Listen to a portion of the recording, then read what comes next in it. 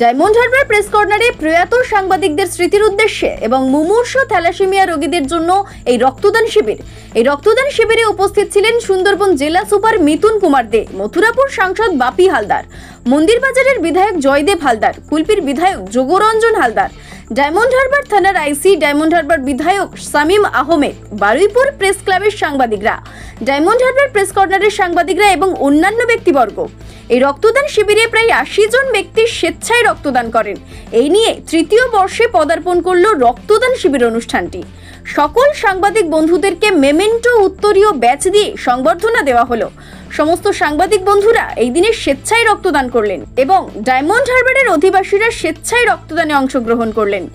রক্তদানের সাথে সাথে মানুষকে মনোরঞ্জন করার জন্য দেশাত্মবোধক সঙ্গীত এবং আধুনিক সঙ্গীত পরিবেশিত হলো।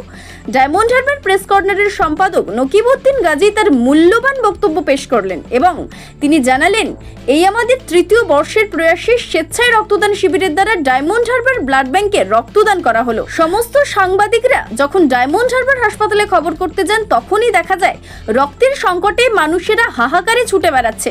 এই চিন্তা ভাবনা মাথায় রেখে আজ এই রক্তদান শিবির করা হলো এবং বেশ কয়েকটি মুমূর্ষ থ্যালাসেমিয়া রোগী জীবন ফিরে পাবে।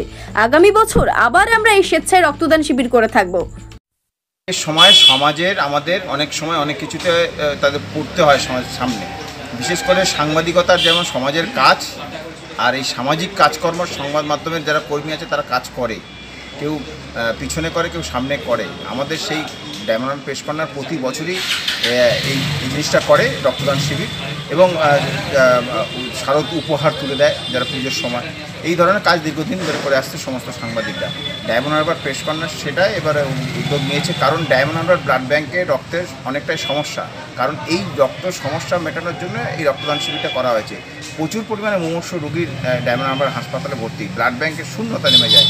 এই মুহূর্তে ব্লাড ব্যাংকে যে ব্লাডের প্রয়োজন সেইটা অনেকটা খামতি থাকে, সেই খামতি পূরণ করার জন্য সাংবাদিকরাও এগিয়ে এসেছে। সেই কারণে কিন্তু ডায়মন্ড প্রেস কর্নার এই রক্তদান শিবির করেছে, যেখানে 100 জনের টার্গেট নিয়েছিল, ফুলফিল হয়নি, 100 জন একটু কম হয়েছে, কিন্তু এটা কিন্তু প্রতি বছর করে আসছে এবং প্রতি বছর করবে।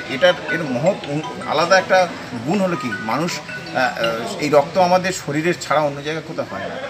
বিশেষ করে ডায়মন্ড হারবার ব্লাড ব্যাংকে রক্তের সমস্যার কারণ থাকার কারণে রক্তের কতটা সমস্যা পড়তে হয় রুগীদের দেখলে বোঝা যায়।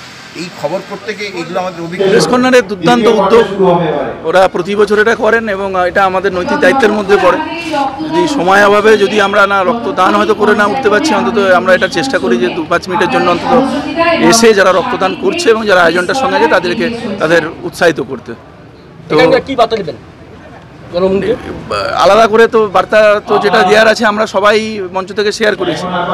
তো চারদিকে রক্তের উৎসব করার কথা, আমাদের রক্তদান শিবিরটা রক্তের উৎসব হওয়া উচিত, সেটা রক্তদান করার অ্যাসপেক্টে, কিন্তু চলছে রক্তের হোলি বা উৎসব অন্য কারণে। এত বেশি চারিদিকে নেতিবাচকতা, আগ্রাসন, হিংসা, এটা পৃথিবীব্যাপী যেটা দেখতে পাচ্ছি। তো সেটার নিরিখে আমরা একটা বার্তা দিচ্ছিলাম যে যারা এই ধরনের বিভিন্ন ক্ষুদ্র কারণে, ধর্মীয় হোক, রাজনৈতিক হোক বা অন্য কোনো গোষ্ঠীগত কারণে যারা খুব সহজে হিংসার আশ্রয় নিচ্ছে বা অন্যের রক্ত ঝরানোতে খুব উদ্যোগী আমরা দেখতে পাই, সেই ধরনের দাঙ্গাকারী, ভাঙচুরকারী ইত্যাদি লোকজনদেরকে আমরা অন্য যে আমাদের ক্রিমিনাল জাস্টিসের সিস্টেমে যে শাস্তির ব্যবস্থা আছে তার সঙ্গে সঙ্গে আমরা এটা প্রস্তাব হিসেবে উঠে আসছিল যে এটা যদি কোনোদিন নাগরিক সমাজ থেকে দাবি ওঠে, যারা লেজিসলেটরস আছেন তারা যদি এটা ভাবেন যে তাদেরকে রক্তদান করানোটাও ম্যান্ডেটরি করতে হবে। এটা আমাদের ক্রিমিনাল জাস্টিস সিস্টেমে আমরা পিনানিস হিসেবে অনেক জায়গাতেই দেখতে পাই যে তাদেরকে কোনো সমাজসেবামূলক কাজ করতে বলা হয়।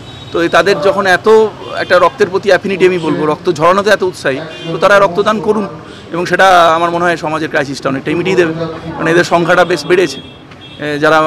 ডায়মন্ড হারবার থেকে তপন কুমার দাসের রিপোর্ট, ডিএন নিউজ বাংলা।